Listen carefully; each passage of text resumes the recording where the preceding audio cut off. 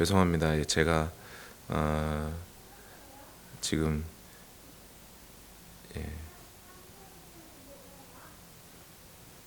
예.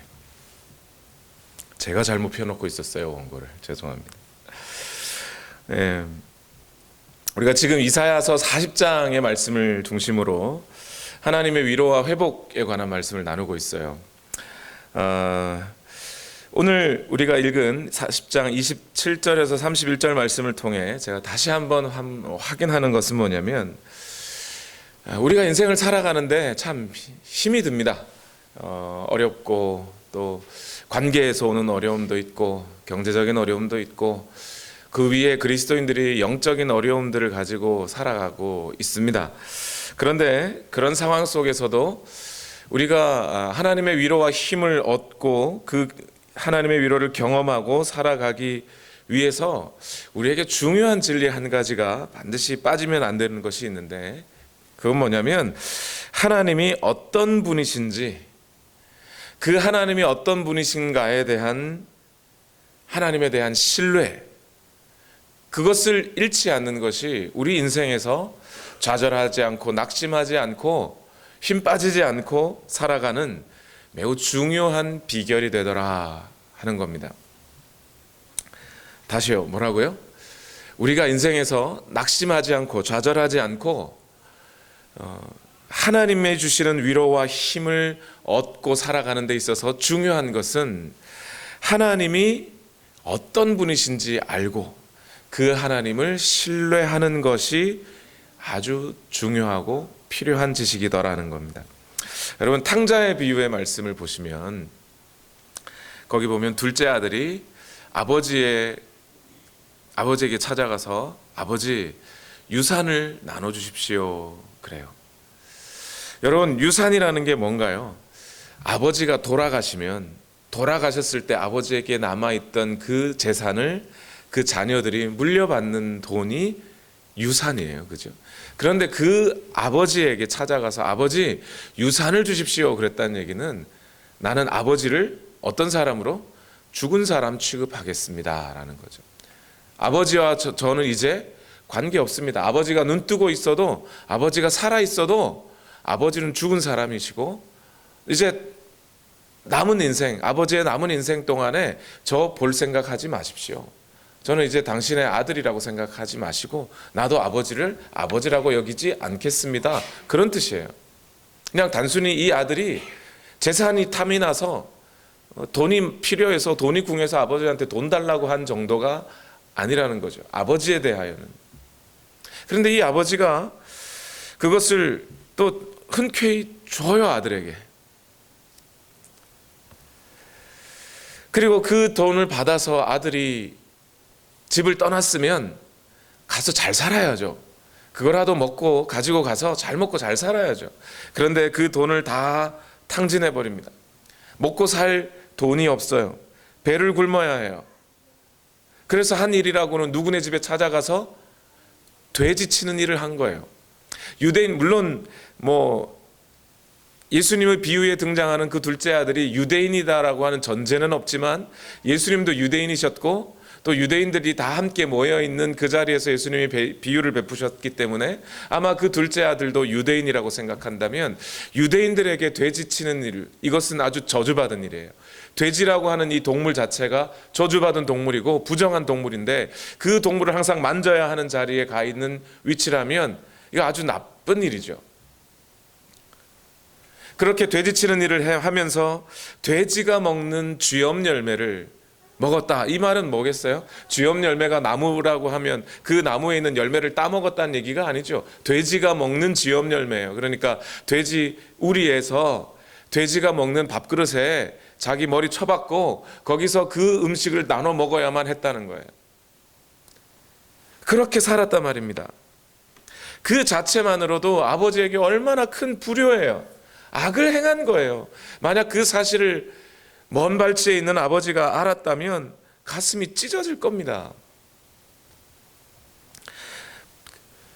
그 비참함을, 인생의 비참함과 밑바닥 인생을 절절히 겪어가면서 그 아들이 마음에 무슨 생각이 들었냐면, 아버지 집에 가면 품꾼들도 있고 맛있는 음식이라도 있을 텐데. 여러분, 이 생각을 한번 잘 보세요. 이 생각 자체가 뭐 잘한 생각인 것처럼 보일지 몰라도 여러분, 부모의 심정을 한번 생각해 보시자고요. 그 자녀가 아버지에게 돌아오기만 하면 돼요. 아버지는 언제나 환영하고 있어요. 마음이 다 용서되어 있어요. 그런데 이 자식의 마음은 뭐냐면, 아버지 집에 가서 그냥 품꾼으로 살았으면, 여러분 집 나간 자녀가 돌아와서 다시 어머니 아버지 같이 잘 삽시다, 그 마음을 품어주면 얼마나 고마워요. 근데 아버지 집에서 그냥 일이라도 하고 아버지 생각은 안 하고 아직도 그냥 음식이라도 주시면 그거 먹고 살면 좋겠다, 이 생각을 하고 있단 말이죠.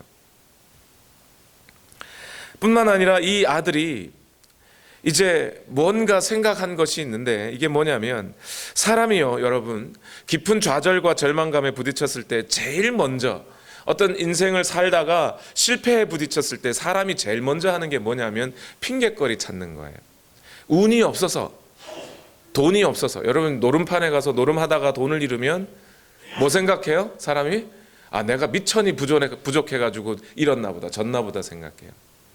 사람이 인생을 살다가 실패를 부딪혔을 때 내가 뭐가 부족했나, 이런저런 핑계를 먼저 찾습니다.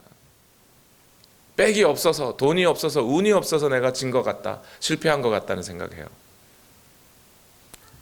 그런데 그 순간 이 탕자의 생각 속에, 이 말 속에 가만히 들여다보면 핑계가 없어요. 그렇죠?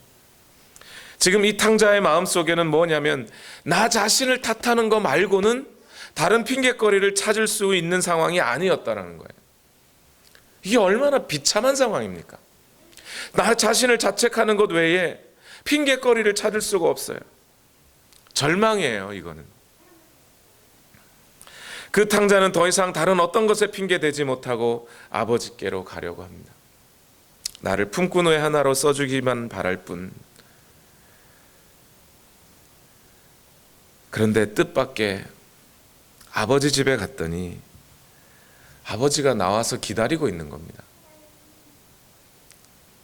아직 상거가 먼데 이렇게 돼 있어요.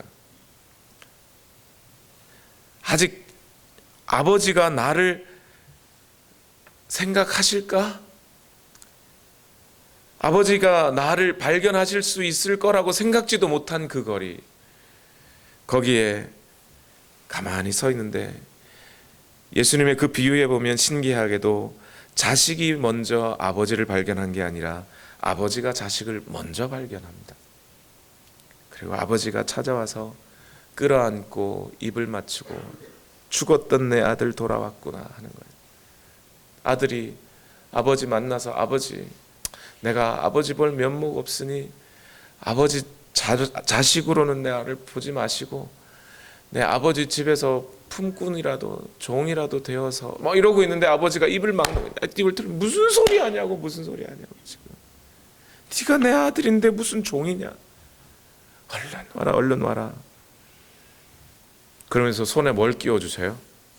오늘 처음으로 가락지를 일부러 보시라고, 여러분, 잠 깨시라고 가락지를 끼워주시고, 소를 잡고 양을 잡고 잔치를 벌여 아들을 맞아주셔요. 가장 뜻밖으로 놀랬던 건 아들인 거죠. 그냥 아버지가 나를 받아주시기만 해도, 종으로만 써주셔도 고마울 텐데, 아니 어떻게 하나님은, 아버지는 나를 그렇게 사랑해 주셨나 기억하시고, 비록 자녀가 악을 행하였어도, 아버지에게 악을 행하여 아버지와 관계를 끊어버리고 아버지를 죽은 자 취급했던 그 아들을 품으시고 위로해 주시고 회복시켜 주시더라. 여러분, 오늘 우리가 하나님께 대하여 가져야 할 생각이 이거예요, 여러분. 하나님은 그 자녀가 악을 행하였어도 품으시고 위로하시고 그를 회복시켜 주시는 하나님이시라는 거예요. 우리가 어제 함께 읽었던 이사야 40장 1절과 2절 말씀에 너희는 위로하여라. 나의 백성을 위로하여라. 너희의 하나님께서 말씀하신다. 예루살렘 주민을 격려하고 그들에게 일러주어라. 이제 복역 기간이 끝나고 죄에 대한 형벌도 다 받고 지은 죄에 비하여 갑절의 벌을 주님에게서 받았다고 외쳐라. 여러분, 이 40장 1절과 2절 말씀이 그냥 단순히 너희는 가서 위로해줘, 그냥 하라, 집사님 힘내, 뭐 그렇게 하라고 하는 말이 그 정도의 말씀이 아니에요. 이사야서의 말씀을 처음부터 쭉 읽어본 사람들은 이 40장의 이 말씀이 당황스러울 정도로 이해가 잘 안 되는 구석이 있어요. 그래서 어떤 신학자들은 1장에서 39장까지 읽다가 40장에 갑자기 위로하여라라는 말이 나오니까 아무래도 1장에서 39장까지 이사야서를 쓴 사람과 이사야 40장에서 66장까지 이사야서를 쓴 사람이 다른가 보다. 앞에는 이사야가 썼으면 뒤에는 이사야의 제자들이 썼나 보다. 이렇게 생각할 정도예요. 그런데 이 하나님을 어떤 하나님이신지 아시면 이 말이 비록 당황스러워도 이해가 돼요. 여러분, 왜 그러냐면요, 지금 이 40장 1절과 2절의 이 말씀은 맥락이 전혀 다르거든요. 39장과 40장의 말씀이 맥락이 전혀 달라서 사람들이 뚝 떨어져서 앞은 제1 이사야, 뒤는 제2 이사야 할 정도로 나뉘어져 있지만 그 스토리를 가만히 들여다보면 원래 앞부분은 바벨론의 포로로 끌려갈 것을 심판하시는 말씀이었고 40장부터는 회복되고 구원될 것이라는 이야기거든요. 왜 하나님께서 이사야를 통해 바벨론에 끌려갈 것을 심판을 예언하셨냐면, 언제부터냐면 히스기야 왕 때 그 결정을 내리셔요. 선언을 해버리셨어요. 여러분, 히스기야 왕이 이스라엘 왕 중에 어떤 왕이냐면 다윗 이후에 거의 모든 왕들이 하나님의 명령에 불순종하고 이스라엘 백성들을 하나님께로 끌고 가기보다는 바알신을 섬기도록 했던 악한 왕들이 계속됐어요. 몇 명 요시야 왕이라고 하는 정도 빼놓고는 누가 선한 왕이 보이지 않아요. 그런데 유독 남유다에, 그러니까 이스라엘이 북쪽은 이스라엘이고 남쪽은 유대로 이렇게 갈라져 살았단 말이에요. 그 중에 남유다 가운데 그나마 선하다고 인정받을 만한 왕이 하나 있었으니 그가 히스기야 왕이에요. 히스기야 왕 때 성전문을 다시 열었고요. 그 성전문과 또 하나님의 말씀을 통해 이스라엘의 영적인 회복과 어떤 부흥을 이끌었던 왕이에요. 미가 선지자와 이사야 선지자와 함께 이스라엘 백성들이 하나님 앞으로 돌아오도록 그 길을 이끌어 주었던 왕이 히스기야 왕입니다. 북왕국에 아수르가 침략해 쳐들어왔을 때에도, 그래서 북왕국이 거의 멸망해가는 그 과정에서도 남유다가 그 나라의 명맥을 유지하고 있었던 건 히스기야 왕이 믿음으로 기도하면서 지켜냈기 때문이에요. 그런데 그 일들이 있고 나자 히스기야 왕에게 병이 들었습니다. 병이 들어서 이제 그 인생에 며칠 남지 않았다는 예언을 받아요. 그때 히스기야 왕이 벽을 눈앞에 두고 하나님 나를 좀 살려주십시오, 하나님 좀 살게 해주십시오 하고 간절히 기도했더니 하나님이 그에게 그 기도를 응답하셔서 15년 동안 더 살게 해주십니다. 그리고 아하스의 일령표라 그러면 정확하게 뭔지 모르겠어요. 해시계 같은 거겠죠. 거기에 이 히스기야 왕의 기도가 응답되었다는 징표로 하나님께서 그 해시계의 그림자가 10도 뒤로 물러나게 해주셨다 그랬어요. 거기에 대해서 히스기야가 감사하고 겸손하게 하나님 앞에 나와왔으면 좋겠는데 히스기야가 정신을 못 차린 거예요. 하나님이 드디어 내 기도도 들어주시고 목숨도 15년 연장해 주시고 우리 남유다를 더 이렇게 잘 살게 해주시니 좋다고 그냥 한껏 교만해져 있는데 그 히스기야 왕에게 바벨론 왕이 방문을 해요. 처음에 무로닥 발라단이라는 이름이죠. 방문을 했는데 그때 어떻게 해요? 히스기야가 자기가 마치 그 창고가 하나님이 채워주신 창고가 아니라 그 보물 창고를 마치 자기가 쌓은 것이냐 하면서 자랑하듯이 다 열어 보여줘 버려요.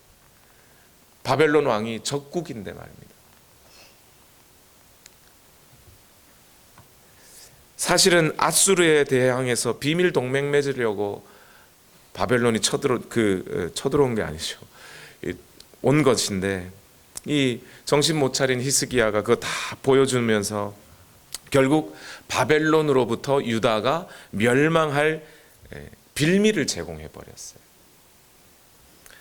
차라리 어쩌면 히스기야가 15년 연장 안 하고 거기서 죽었으면 좋았을 것 같아요. 그때 하나님께서 그 히스기야 왕의 잘못을 더 확인하시고 더는 안 된다. 이스라엘을 더는 봐줄 수가 없구나 하면서 이사야 39장 6절과 7절 말씀에 그날이 다가오고 있다. 그날이 오면 너의 왕궁 안에 있는 모든 것과 오늘까지 너의 조상이 저장하여 놓은 모든 보물이 남김없이 바빌론으로 옮겨갈 것이다. 주님께서 또 말씀하십니다. 너에게서 태어날 아들 가운데서 더러는 포로로 끌려가서 바빌론 왕궁의 환관이 될 것이다. 하나님이 그때 결정해버려요. 너희는 이제 안 되겠다. 바벨론 포로로 끌려가야 되겠다. 여러분, 바벨론으로 포로로 끌려가게 된 그 결정이 누구 잘못이에요? 이스라엘의 잘못이에요. 히스기야 왕의 잘못이에요. 누구 하나 어디다 핑계댈 거리가 없어요. 그 바벨론으로 끌려간 이스라엘이 처음에는 우리가 왜 이런 수모를 겪어야 하는지 이해를 못했단 말이에요. 시간이 지나면서 우리 잘못이구나. 우리 잘못이구나. 그러면서 그들에게 드는 생각이 뭐였을까요? 좌절감, 절망감, 실패감. 더 이상 하나님도 우리를 찾지 않으시겠구나. 그냥 단순히 바벨론으로 끌려가서 매 맞고 끝나는 정도가 아니라 10년이 지나고 20년이 지나도 그 땅에 뭔가 회복의 기운이 없어요. 이스라엘에 어떻게 하나님께서 회복해 주실 것 같지가 않아요. 근 100여 년 가까이 바벨론에서 포로 생활을 하게 됩니다. 그러면서 좌절하고 절망해요. 그때 이스라엘 백성들의 마음이 뭐였냐고요? 이사야 40장 27절 오늘 본문 말씀이에요. 같이 한번 읽어봅시다. 이사야 40장 27절 있나요? 예. 시작. 야곱아 네가 어찌하여 불평하며 이스라엘아 내가 어찌하여 불만을 토로하느냐. 어찌하여 주님께서는 나의 사정을 모르시고 하나님께서는 나의 정당한 권리를 지켜주시지 않는다 하느냐. 이스라엘이 뭐라고 생각했다고요? 하나님이 나의 사정을 모르신다. 하나님이 우리를 잊어버리셨구나. 우리 당연하지. 맞아. 어쩌면 그게 맞을지도 몰라. 우리가 그렇게 잘못해서 바벨론까지 쳐들어와 바벨론까지 와서 이렇게 고생을 하는데 이제 더 이상 하나님이 우리 뭐 이쁘다고 봐주시겠어? 그렇게 생각하고 있는데 너무나 당황스러울 정도로 탕자가 아버지 집에 찾아갔더니 아버지 나 저기 종이라도 그냥 해주시면 고마운데 아니 아버지가 그냥 끌어안고 입을 틀어막고 야 무슨 소리냐 네가 내 아들인데 할 때 가장 당황스러웠던 게 아들이란 말이죠. 그 당황스러운 말씀을 40장 1절과 2절에 해주시는 거예요. 같이 다시 한번 읽어봅시다. 40장 1절 2절 시작. 너희는 위로하여라. 나의 백성을 위로하여라. 너희의 하나님께서 말씀하신다. 예루살렘 주민을 격려하고 그들에게 일러주어라. 이제 복역 기간이 끝나고 죄에 대한 형벌도 다 받고 지은 죄에 대하여 갑절의 벌을 주님에게서 받았다고 외쳐라 이랬단 말입니다. 인생에 하나님 앞에 범죄하여 하나님으로부터 멀어져 좌절하고 절망하고 이젠 하나님도 나를 찾으실 것 같지 않은 바로 그때에 내 아들아 하면서 나의 백성아 하면서 부르시는 하나님의 음성이 있단 말입니다. 하나님이 그런 하나님이에요.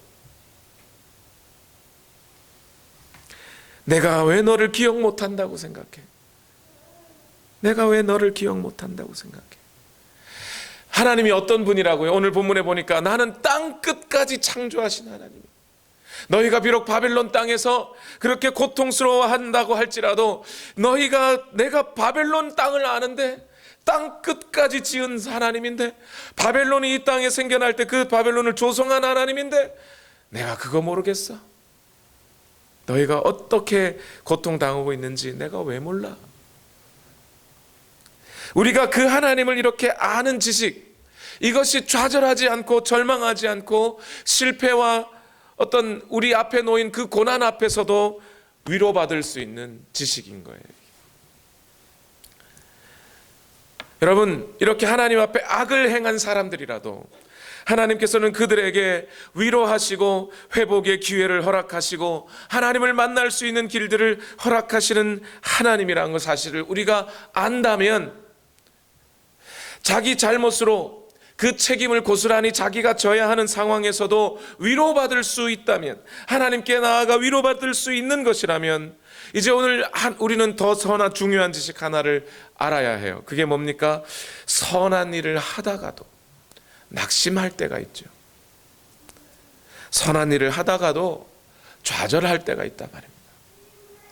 그때 그 어쩔 수 없는 좌절과 낭망 앞에서도 우리는 하나님의 위로를 기대하며 하나님이 주시는 회복을 기대하며 힘을 얻을 수 있단 말입니다. 하나님의 앞에서 악을 행한 탕자라도, 아버지 앞에 악을 행한 탕자라도 아버지는 그를 싸매어 주신다면, 하나님 앞에 악을 행한 이스라엘을 하나님이 회복시켜 주신다면, 선을 행하다 낙심할 때에도 하나님이 회복시켜 주실 것이라는 것을 우리는 기대할 수 있단 말입니다. 믿음 지켜가며 하나님 앞에 열심히 신앙생활 잘 해가며 하나님을 믿음으로 섬겨가며 그렇게 열심히 공부했는데도 어떤 학생들이 원하는 대학에 가지 못할 수 있어요. 그때 좌절하지 않고 낭망하지 않고 그저 거기서 실망하지 않고 그래도 하나님께서 나를 회복시켜 주실 것이라는 기대할 수 있지 않습니까? 어떤 목사님들 목회 열심히 하고 성실하게 선한 일을 열심히 하고 특별히 하나님 앞에 잘못한 것 없이 최선을 다했음에도 불구하고 원하지 않게 뜻하지 않게 마지막에 와르르 그 목회가 무너지는 산처럼 무너져 버릴 때가 있단 말입니다. 그때에도 여전히 좌절하지 않고 절망하지 않고 하나님 앞에 선을 기대하며 위로를 기대하며 회복을 기대하며 나아갈 수 있지 않습니까?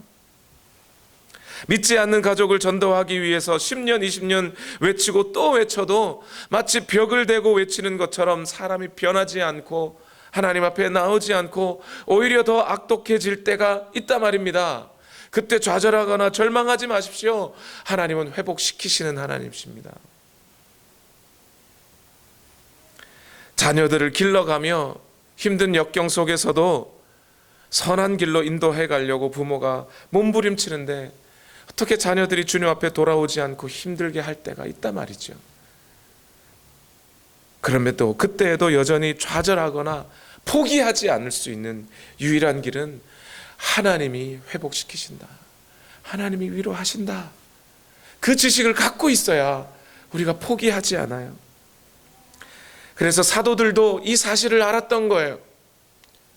교회를 이 땅 가운데 교회를 세워가기 위해서 그토록 노력하고 애쓰고 선한 길로 선한 일들을 해갔던 사도들도 낭망하게 될 때가, 때로는 절망 앞에 부딪힐 때가 있더라 말이죠. 갈라디아서 6장 9절에 보니까 뭐라 그래요? 선한 일을 하다가 뭐 하지 맙시다? 낙심하지 맙시다.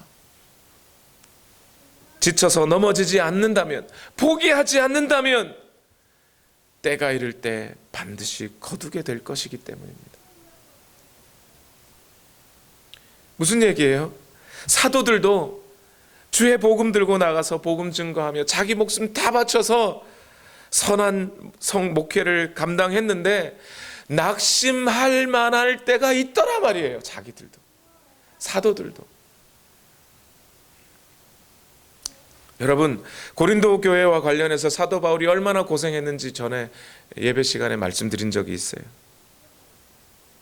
뺨을 맞고 돌아오기도 하고, 자기가 개척한 교회인데 그 교회 성도들이 바울을 아주 나쁜 놈이라고 그냥 욕하고 낭망시키고,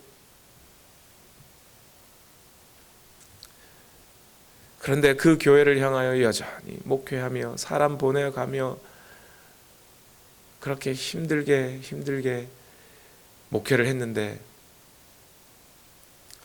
나중에 끝에 가서 10년, 10여 년이 지난 후에 고린도 교회가 믿음의 길로 다시 돌아섰다는 그 말을 들었을 때 바울이 그 소식 듣고 고린도 후서 1장 3절에서 6절에 이렇게 고백해요. 같이 읽어봅시다. 시작. 우리 주 예수 그리스도의 아버지이신 하나님을 찬양합시다. 그는 자비로우신 아버지시요 온갖 위로를 주시는 하나님이시요 온갖 환난 가운데서 우리를 위로하여 주시는 분이십니다. 따라서 우리가 하나님께 받는 그 위로로 우리도 온갖 환난을 당하는 사람들을 위로할 수 있습니다. 그리스도의 고난이 우리에게 넘치는 것과 같이 그리스도로 말미암아 우리의 위로도 또한 넘칩니다. 우리가 환난을 당하는 것도 여러분이 위로와 구원을 받게 하려는 것이며 우리가 위로를 받는 것도 여러분이 위로를 받게 하려는 것입니다. 여러분은 이 위로로 우리가 당하는 것과 똑같은 고난을 견디어냅니다. 사도들이 교회를 세우는 선한 일을 하는데도 이해할 수 없는 고난이 찾아오더라 말이에요. 하나님, 우리가 왜 이 고난을 받아야 됩니까? 하나님, 왜 하필 내가 이 고난을 받아야 됩니까? 아니, 내가 뭐 나쁜 일 하자는 것도 아니고 하나님의 뜻대로 하나님의 교회 세우는 일을 한다는 건데 왜 이렇게 나만 이렇게 만물의 찌꺼기처럼 살아야 되는 겁니까? 이해할 수 없는 고난과 고통이 찾아올 때가 있단 말입니다. 그때에 낙심하지 말고 좌절하지 않을 수 있는 유일한 비결은 하나님이 그 온갖 고난과 환난 속에서도 위로하시는 하나님이다, 회복시키시는 하나님이시다라는 그 지식을 갖고 있기에 사도 바울이 절망하지 않은 거예요. 포기하지 않은 거예요. 그러면서 그 고난의 의미를 바울은 이렇게 찾아가요. 내가 고난을 받은 것은, 내가 고통을 받은 것은 여러분을 위로하기 위해서입니다. 그냥 말로만 집사님 힘내, 말로만 하나님은 그냥 좋은 하나님이야가 아니라 그 고난 속에서도 포기하지 아니하고 하나님을 붙잡고 살아가는 그 모습 속에 교회가 위로받으라고 하나님이 우리에게 고난을 주셨습니다. 즉 고난받는 사람들의 그 인생과 그 단련된 인격을 통해 하나님의 백성들이 위로를 받게 하시려고 하나님이 우리에게 고난을 주셨구나, 그렇게 깨달아가고 있는 거예요, 바울이. 그래서 이 사도들의 위로는 단순히 말로만 하는 위로가 아니라 그 인생 전체를 통하여 위로하시는 거예요. 그것은 그냥 단순히 하나님 살아계시지 정도만이 아니라 하나님은 바로 이런 하나님이시라고, 하나님의 말, 하나님이 어떤 하나님이라고 그 지식을 선포해 주는 것이 위로가 되는 거예요. 그래서 오늘 이사야 40장 28절 본문 말씀으로 돌아오니까 이사야 선지자를 통해 뭐라고 말씀하시는 거예요? 28절 29절 같이 읽어봅시다. 너는 알지 못하였느냐? 너는 듣지 못하였느냐? 주님은 영원하신 하나님이시다. 땅끝까지 창조하신 분이시다. 그는 피곤을 느끼지 않으시며 지칠 줄을 모르시며 그 지혜가 무궁하신 분이시다. 피곤한 사람에게 힘을 주시며 기운을 잃은 사람에게 기력을 주시는 분이시다. 하나님이 그런 분이라는 거예요. 하나님이 그 선지자들을 통해 말씀하시는 거예요. 하나님이 어떤 분이시냐? 하나님이 이런 하나님이시다라고 하나님을 경험하고 하나님을 향한 믿음을 놓치지 않았던 사람들이 그 온갖 고난 속에서도 하나님을 선포하는 그 선포가 하나님의 백성들에게 위로가 되는 거예요. 아, 맞아. 그 하나님이 나의 하나님이셨지. 땅 끝까지 지으신 하나님이 나의 하나님이셨지. 이 세상 그 누구도 알지 못하는, 그 어떤 사람도 내 마음을 위로해 주지 못하고 알지 못하는 그 상황 속에서도 하나님은 나를 알고 계시지, 보고 계시지. 그 하나님 나의 하나님이시지. 그 위로를 받게 하시더라는 겁니다. 여러분, 이스라엘이요, 이집트에서 탈출할 때 하나님께서 바로의 마음을 움직이셨다 그랬어요. 10가지 재앙을 내렸어요. 마지막 재앙은 장자들이 죽는 재앙이었어요. 바로 왕의 아들도 죽었다 그랬어요. 자, 그러면 여러분, 이쯤 됐으면 바로도 나 끝났어. 나 도저히 안 돼. 내가 이스라엘 내보내줘야지. 그러면서 바로가 이스라엘 내보내줬습니다. 그죠? 이스라엘이 기쁨으로 애굽을 탈출했을 거예요. 그런데 나오니까 홍해가 딱 가로막았네요. 어허? 이거 큰일 났네. 이쯤에서 끝날 줄 알았는데 바로 왕이 다시 고개를 들고 홍해로 진군해 왔어요. 이스라엘 백성들이 깜짝 놀랐습니다. 아니 그렇게 포기해놓고 또 쳐들어. 이야, 질린다. 바로 저 보통 놈이 아니구만. 우린 여기서 죽나 보다 이랬단 말이에요. 그때 하나님이 말이죠, 이스라엘 백성들 앞에서 야, 나도 몰랐다. 바로가 저렇게 끈질길 줄을. 이러셨습니까? 야, 바로가 난 저 정도 하면 포기할 줄 알았어. 근데 지금까지 쫓아오네? 그렇게 하셨습니까, 하나님이? 너희는 가만히 있어 주가 너희의 하나님 됨 알지어다. 무슨 얘기예요? 바로가 저렇게 쫓아올 줄 나 알았다 이거예요. 하나님 다 알고 있다. 걱정하지 말고 가만히 있어라. 너희는 저 바로가 너희 눈앞에서 수장되어 없어질 것을 보게 될 것이다. 결국 홍해가 갈라지고 이스라엘 백성들은 그 안을 들어가고 새 생명을 얻을 때 바로 왕과 그 군사들은 거기서 수몰 당해 죽어버리는 거예요. 여러분, 하나님께서 교회를 세우실 때 교회 가운데 그 교회를 넘어뜨리려고 하는 사단의 권세가 있음을 하나님이 모르셨겠습니까? 십자가에 하나님께서 예수 그리스도가 십자가에 달려 죽으실 때 사단의 머리가 상해버렸어요. 그 목이 쳐져버렸습니다. 그런데 그 사단이 다시 일어나 하나님의 교회를 무너뜨리려고 하는 그 상황 가운데 하나님께서 교회 앞에 서서 야, 사단이 이쯤 하면 죽을 줄 알았다. 사단이 이 정도 되면 포기할 줄 알았다. 그런데 사단이 또 니네를 넘어뜨리려고 올라오네. 야, 나도 질려버리겠다. 이러십니까, 하나님이? 아니요. 교회를 향하여 하나님이 이러시는 거예요. 너희는 가만히 있어 하나님이 너희의 하나님 됨을 알지어다. 사단이 이럴 줄 알았다. 나는 너희 눈앞에서 사단이 수장되어 없어질 것을 너희는 보게 될 것이다. 오늘날 교회는 하나님의 선한 일을 감당하며 하나님 왜 교회가 하나님의 교회라면서 이렇게 고난받고 힘들고 고통스러워 하는지요?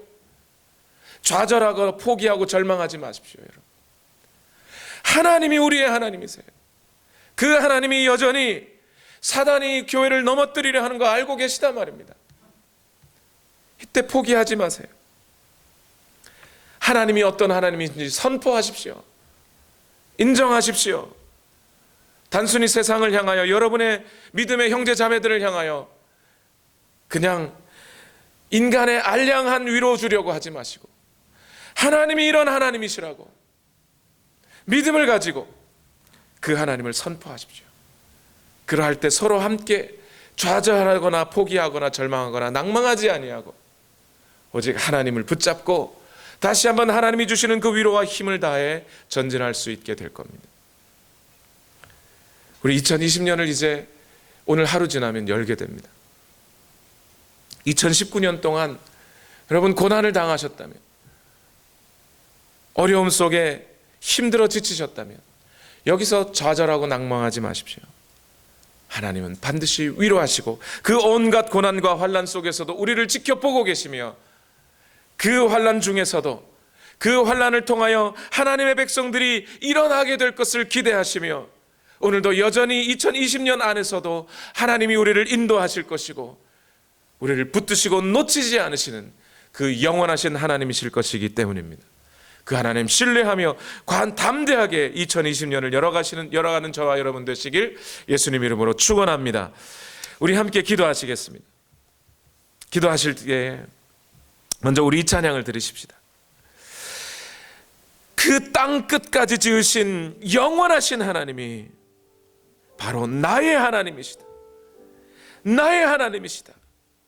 나의 백성아, 나의 사람아 하고 부르셨던 그 하나님은 나의 하나님이십니다.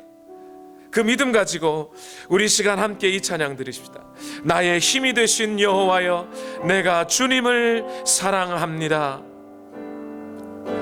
나의 힘이 되신 여호와여, 내가 주님을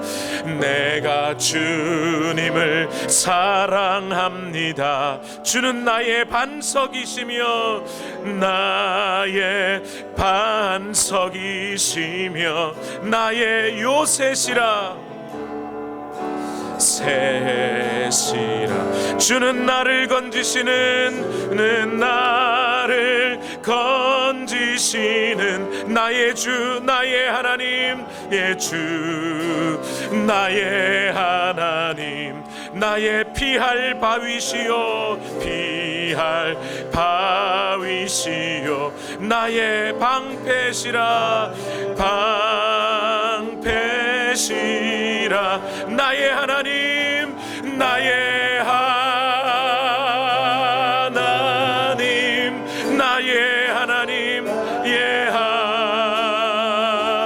하나님, 구원의 뿌리시요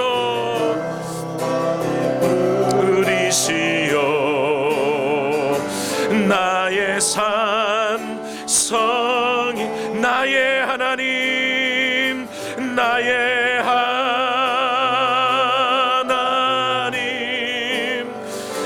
나의 하나님. 그는 나의 여호와, 그는 나의 여호와, 우리 믿음으로 다 같이 고백합니다. 나의 하나님,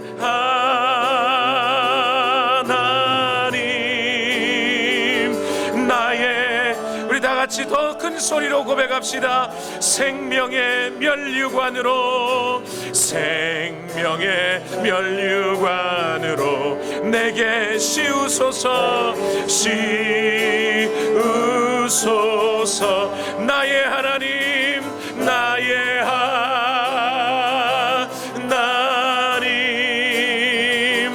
나의 하나님.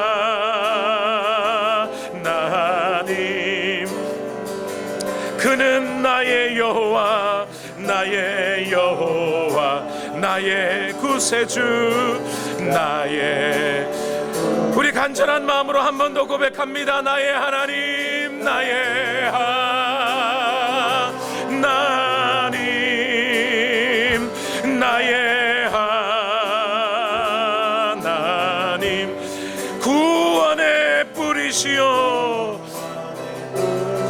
나의 산성이라. 나의 산성이라. 나의 하나님,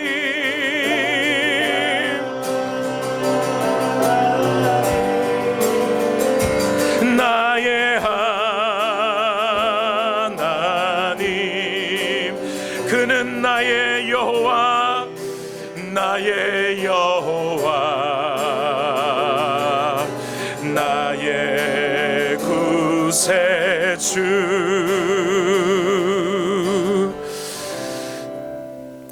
우리 시간 다 같이 함께 기도하실 때 하나님, 이 하나님을 신뢰합니다.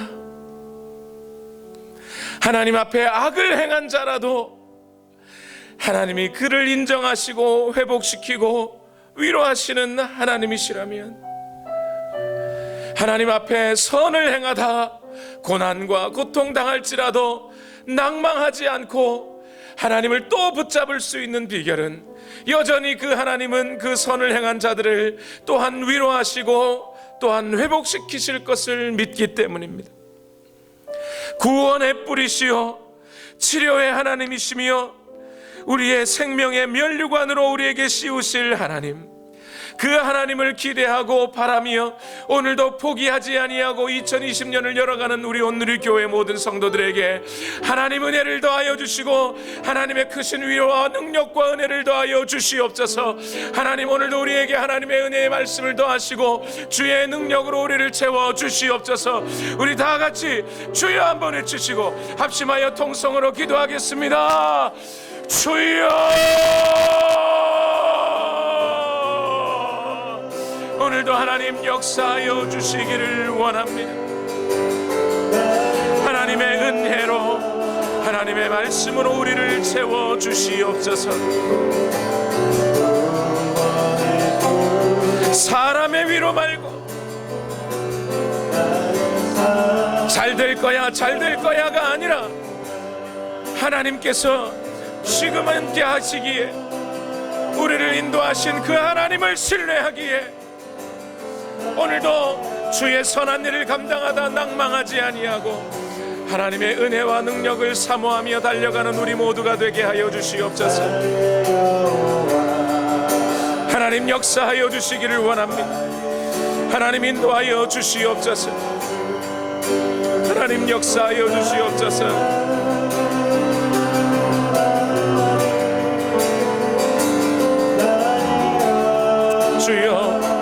주여 오늘도 우리를 인도하여 주시기를 원합니다.